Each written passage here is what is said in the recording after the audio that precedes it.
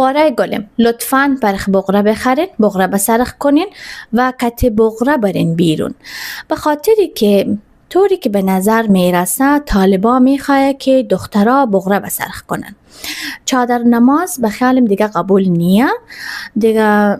از خاطری که ما وقتی علمان زنگ زدم همراه دوستا گفت میزدم، گفته که آلی چادر نماز و چادرای سیاه که بپوشی اینا طالبا قبول نداره، ما باید چی بغره بسرخ کنیم. از خاطری که یک نفرش نه چادر نماز بسرخ کرده بود، روی خودم گرفته بود، میدونن چشماش فقط معلوم میشه، چشم ابروش وقتی بیرون میره طالب میخواه ایر لط کنه.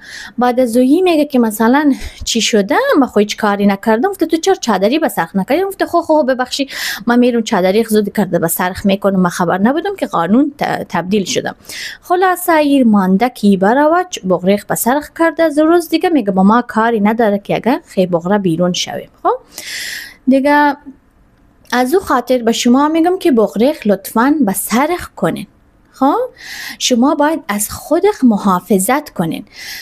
شما در سوشال میدیا شاید شنیده باشین که میگه برین بغرای در بدین، تظاهرات کنین. نمیفهمم مردایی که یک دانه بلاگر بود، خب زنی که آمده تو استوری مانده، ما تو دیگه مردار چی میکنه؟ شما بیغیرت ها، شما بیغیرت هستین، زنای شما را میباره طالبا و شما چهار طرفش که ساده این هیچ کاری نمیکن. او بابا با او کشور کس چیکار کرده میتونه؟ امینا برای از امی زن دفاع کنه، خوی مرمی با فرق سرش میزنه، شهید میکنه، باز کی و زن و اولاد زور رسیدگی میکنه. از اون مرد کرده و شیارتر به کره زمین نبوده عزیزم. او به خودش فکر کرده، به خانواده فکر کرده، اگه مجرد بوده به خواره به مادر فکر کرده، اگه زن داشته به زن خو به اولاد فکر کرده. اما تو خو مردم دیگه دیوانه نیه که بده و برای یک نفری را نجات بدیه. اول خودت باشی، تو شویخ اجازه میدی؟ تو خوش داری که شوید به خاطر یک زن دیگه شهید شوه، یا خوش داری که شوید در کنارت باشه؟ اولادات یتیم نشه، خودت بیوه نشوی. با او افغانستان که با این که یک خانواده مرد داره، اونا گشنه‌ین، کار نیه، پیسه نیه، دیگه نیه، حالی که او مردم نباشه دیگه زنه چیکار کنه و خانواده چیکار کنه که تو شما بچه مردم تشویق میکنین که برین شما شهید شوین؟ دیگه لطفاً اگه از این گفا میزنین خود شما یک دفعه وخیزین، یک تیکت بکنین، بیاین افغانستان، بیاین هلمند واری جای بیاین، ما خانم داریم به خدمت شما، ضرور نیست جای کرایه کنین.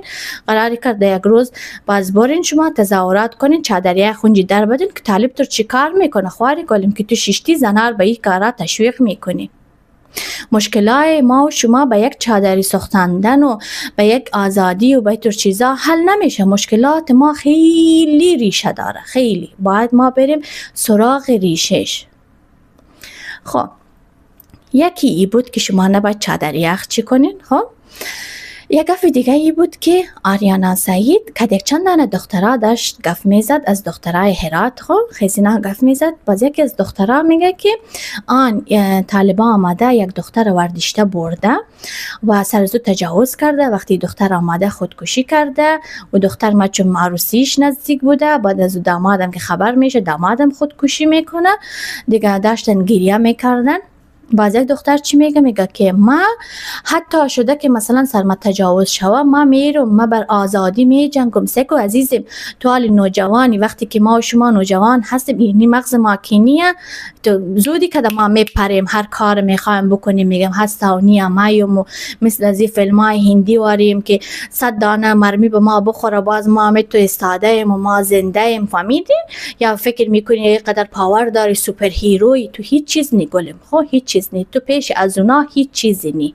ببین امی دخترها دیدیم ما بین ویدیو که طالبا میای ازم زیر بغلش نمیگیره، اینا کش میکنه میبره، چهار طرفش هیچ کس به دادش نمیرسه. ده او جمعیت که او قدر شلوغ هسته هیچ کس به داد تو نرسید. خب این مردایی که میگن که ما حتی اگر که یک زن داریم مستقیم گپ میزنیم ما شهوتی میشیم، شهوت به سر ما میزنه. خب حالا فکر کن که این همه تو آماده زیر بغل تو گرفته، تو دختر خوشنما، تو دختر مقبول، بیخم تو بدرنگ ترین دختر باشی، خب تو زیر بغلت گرفته، ای چی نشدن؟ کدام احساس به این پیدا نشده. خب اینجی کلگی مردم بوده، هیچ احساسی برش پیدا نشده. تو ورداشته برده با موتر که شیشتن تو چفت شیشتن دیگه جای 3 نفر 2 دانه مرد 1 دانه زن اینا شیشتن. تو چقدر امی بدنت امی قدر یک زن نمیخواه که یک مرد بدون اجازه پالوش استاد شوه، چی برسه که حال دیگه می تو چفت اینا با هم دیگه شیشته باشن. اینجی به مرد هیچ احساس پیدا نشده. اینایی که با یک صحبت کردن تو، با یک ویدیو دیدن تو اینا شهوت به سرشان میزنه، اینجی اتفاقی نفتیده. خب تو رونجی میبرن، میفهمی؟ بهترین اتفاقی که بر تو بفته ایسته که یک نفر از اونا یک آدم کلانشنه از تو خوشش بیایه و تو به نکاح دائمیخ بکنه و خلاص. میگم یعنی اتفاق خوبی اگه بر تو بفته. یکی دیگهش اتفاق خوبتر، یک مرحله مثلا چی تر، یک نفرش به تو تجاوز کنه، تو هم راه دیگرها تقسیم نکنه. خب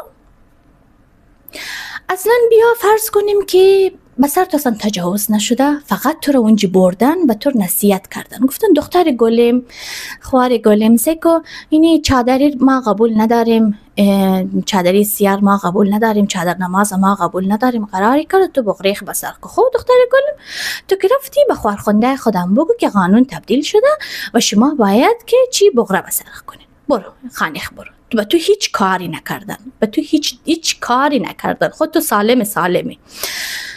وقتی که تو بیرون میشی، وقتی تو خانه میری، آیا تو ای را ثابت کرده میتانی که به تو هیچ کاری اینا نکردن؟ آیا ای گپ مردم تو را آرام میمانه؟ یو ما با گپ مردم چی دیگه؟ ما با گپ مردم کاری نداریم. چرا کار نداریم؟ ما مردم افغانستان از هر چیزی کرده بر ما گپ مردم مهم است. از هر چیزی کرده بر ما خیلی گپ مردم مهم است.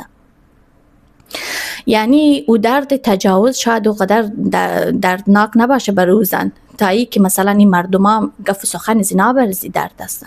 یه خاطر گف و سخن مردم آخر خودکشی میکنن.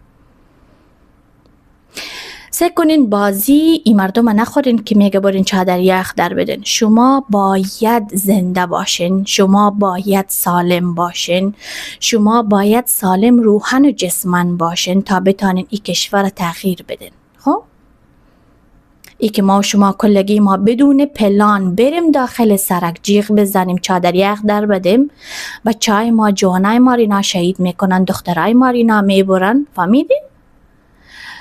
ما نمیتونیم تغییر کنیم. با ویدیوهای بعدی بر شما میگم که ما و شما باید چیکار کنیم و باید خیلی صبور باشیم. لطفاً خیلی صبور باشیم. میتونی که چشم خود کردی بیدار شدی دیگه چی وطن است. کلگی از خارج از اینا کلگی خود دیپورت میکنه و میایه و آزادی و هیچ چیزی آسان به دست نمیایه. تا ویدیوی بعدی، خداحافظ.